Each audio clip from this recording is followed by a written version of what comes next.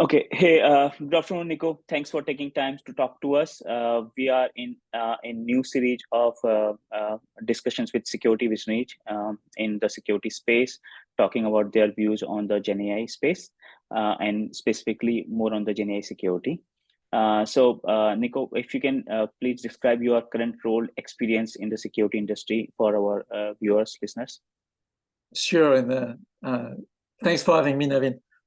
So Nico Popp, I'm a very old cybersecurity guy. I think 25 years, something like that.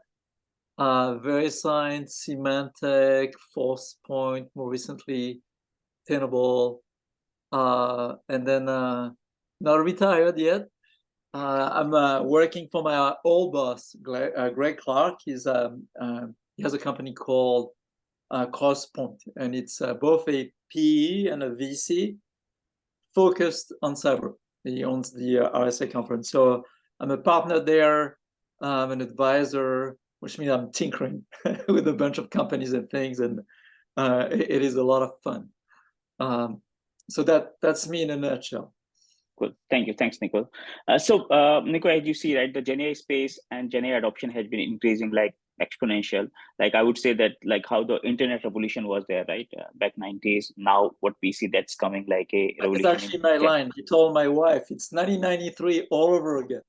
Correct. So that's what we are seeing in the whole space, right? Everybody running towards Gen AI adoption. Yeah. Folks moving, trying to use it in their current work, increase productivity, blah, blah, blah. So what do you think in terms of the most significant security threats that you are seeing with the adoption of Gen AI? What do you foresee? What are already there, or what do you see? Yeah, so it's obviously it's a new paradigm, right? It's very exciting because to me, it's that transition from regular apps to web apps, cloud apps, mobile apps, and now everything is going to be AI apps. So when you think about it that way, what's interesting, right? And when we say AI, I assume we say Gen AI, right? That's really in the multi-model models. I think at the beginning, it started with the concern seems to be around data, right? Data and access. I think that's pretty obvious because it's kind of an LLM is a big database, right? So I'm worried about my data going there. I'm worried about data leaking to the wrong person. So I think data access governance is the very clear use case. The other one I think is, if you think about LLM as a new foundational component of all software application, then you got to think about the software supply chain risk, right? Which we've seen are increasing. So I think data and supply chain, that's the two things that come to mind when you're looking at the risk. Got it. So do you think there are already been security is there from the day when I think internet was born, security came almost at the same time. So do you think that the existing security solution that we already have in the industry are sufficient enough or for the Gen AI adoption that is coming up, right? Like you said, supply chain as well as the data risk, whatever coming. So there are a lot of security solutions already present in the market industry right now with big companies providing them. So do you think they are sufficient enough, or do you think there is much more needed to do in this space? Yeah, they are necessary, but they're not sufficient, right? I think what we've done thus far is the obvious. We've taken the hammers that we have and say, here's a new nail, right? Okay, let's do basically discovery of the app. Let's do DLP. Let's do the CASB, thing. Let's do the data and access governance from map to data. So we use the existing framework, the existing tool, but I think we still have not invented the compensating control that we need, which is specific to Gen AI application, right? And that's because I think we've been lazy thus far. We haven't looked at the specific intrinsic architecture. What's different about LLM? What's different about an AI app? And therefore, we have to solve the problem differently, right? I think that's the key thing. So we've done the obvious, definitely not enough, and that's what makes it interesting. Got it. And means with the Gen AI applications coming into picture, right? What are you thinking that with the current infrastructure or current cybersecurity solutions we have, so what is lacking in those which we need to develop, or we need to, or the startups which are coming in this space, like CyberSecurity is one of those startups which is working in this space. So what do you think is required for what is missing there? So the startups can need to focus, or the big company also needs to focus on those Yes. existing solution frameworks. So it's a mix of things, but I think as I said, you have to go back to the use case and how these applications are being built to really understand what are the key risks, right? So you can't just, you have to look at to me, especially the non-deterministic aspect of LLM, right? You make it very difficult to say, I'm going to take traditional DLP, right? Even DLP powered by LLMs, but traditional classifier, and apply it to the problem. The idea that you're going to be able to do that in line, right, with a low false positive rate is ridiculous. So I think that's where we've taken the existing bag of tricks, and we feel we're trying to make it fit the model, but the model is totally different. And a good example is, probably the biggest risk of LLM right now is not ChatGPT, right? It's probably going to be around the application that everybody's building, because these applications will have to be grounded into enterprise data.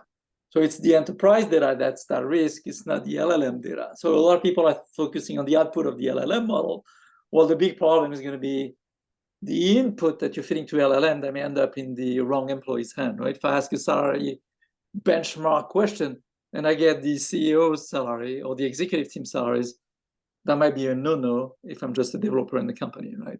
So how do I do this thing? So I think that's we really have to understand, study the architecture, the nature of a Gen AI application to then really rethink the controls. Got it. So right now, apart from there are a lot of CISOs and a lot of security leaders looking into this space, right, and trying to figure out what they should use. As the Gen AI adoption, it keeps changing, and Gen AI application they are using, they use XYZ, then they use ABC. It's keep evolving market. So what do you think at this stage of the adoption? What type of things they should do, or what type of strategies they should bring to the develop, or they should put in their organizations to stay ahead of these adversarial AI attacks, or the gaps, until they get a full strong build up solution, which I think is still in process, right, or progress. Yeah, I think the easy thing for CISO to understand is that they should be concerned, as they build this new application, they should be concerned about their data, right? So it's really the data loss, the data privacy, the confidential data, the toxic data, right? IP and PI. So I think that they can really see, okay, that's where the risk lies. And so they're going to look at solution around that space, because that's a very obvious pain point. What I tell people is the way to mitigate the risk is fewfold. First, start with internal apps. Don't go external. Basically reduce the attack surface. First way to reduce the attack surface, start internally. Second way to reduce the attack surface is constrain the output. I give the example. I've been working with one company called Extra Hub, and then one thing that we did is generate queries from the prompt. So the queries are very constrained. You can actually know whether a query can basically be executed for the specific user, right? You can do access control. So you already have much more control on the output, right? By doing so. The other use case, you don't have a prompt, right? Basically, use the Gen AI to explain something complicated as a network detection, right? An indicator of compromise, a type of attack, a TTP. So reduce the attack surface, I think, is one big idea. The second, to start, right, and get your feet wet. The second is shift left. Sorry, other buzzword. Push the burden to the innovator. I think the developers are super motivated to go to production.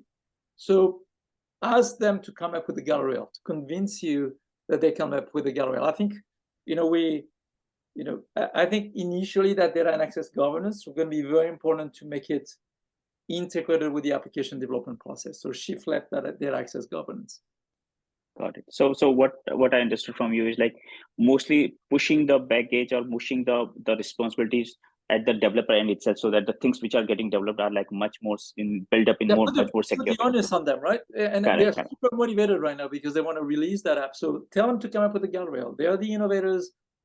Have them like propose some guardrail, and that's clear around access and data, and have them put it into their code, right? Which is the kind of privacy by design, security by design type of approach.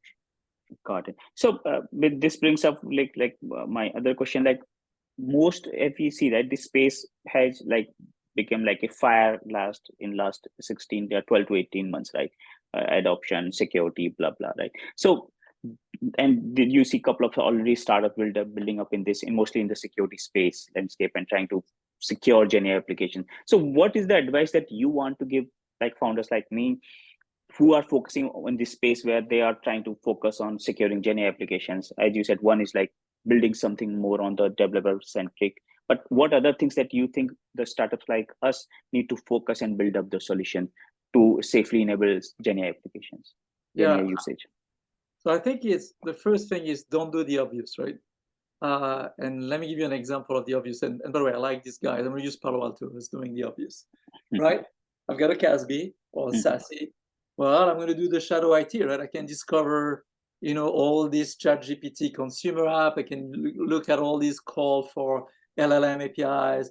I can block. I can control that. I can give you a nice risk report. That's shadow IT 2.0, right? Solve problem. I can put a DLP agent, right? I already have a DLP agent to protect Salesforce and OneDrive. I can reuse that.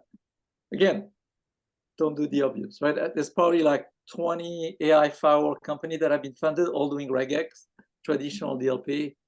That's the obvious. So study, be a student, go to the core of how will this application be built? How is the data aggregated? What does the pipeline look like, right? What does the LLM look like? And I think you really have to study the LLM. I think one of the big ideas is a lot of the security, including the privacy, may end up being built within the model itself. There's a lot of work being done on how you can harden model by looking at some of the behavior, looking at some specific weight in the model to actually harden the model. So I think it's become very, very insightful. Be a student of GenAI application and then come up with something creative. And then all the VC will tell you, right? PMF, right? You gotta have that product market fit. Find that use case, find that product market fit, and then scale it. And that's none of the use cases that I gave you thus far. Cool. Good. Thank you. Thanks, Nico. It was really a really fun discussion with you, and you really touched the points which I think what the market needs right now in terms of securing GenAI applications, and with GenAI adoption becoming so huge. That's one of the very core thing that most of the security visionary or industry leaders are working on. But thanks a lot. Thanks for your time today. Really love it. Coming up with the security control point for GenAI. It's a major opportunity. So rooting for you guys. Cool. Thank you. Thanks, Nico. Thanks for your time. Thanks.